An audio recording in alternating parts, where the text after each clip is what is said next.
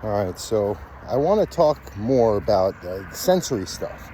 A lot of trainers, I don't really hear any, they'll use the term overstimulated and things, but they don't really talk much about the sensory processing, that the issues related to it or difficulties a dog has that directly are causing all of these issues that we see, and addressing it from that perspective will actually handle it at its root cause.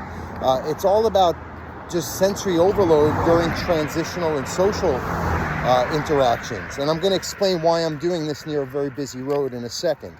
With all this noise, I apologize, but there's a reason why I'm doing it on purpose. My daughter and myself, both on the spectrum, if you will. Oh, you don't look like it. You're so normal. You see me in the dog context. Maybe I'll share it, but it's a lot different than how you see me doing this stuff.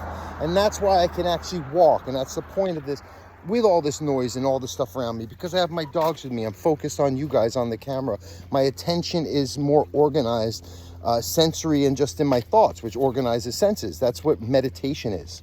If you didn't know that, you're just getting your attention onto one thought or no thoughts, and you get a physical response to that. That's why they scan monks' brains, and they could, Buddhist monks' brains who have devoted their life to it, and they actually have a different kind of wiring. They've trained their brain, and that's kind of a version of what we're trying to do when you get your dog to focus on their command or their place instead of reacting, right? If I was walking by myself and I was in my thoughts and already in kind of a high alert state, and these cars came by, I'd be quicker to startle and be, more anxious and physically affected by it. So that's really all this is just rewiring your dog to be calmer and focused and look at you during, look at you for guidance through the commands during transitional and social events, social interactions, new events. It's all it is. It's all this is.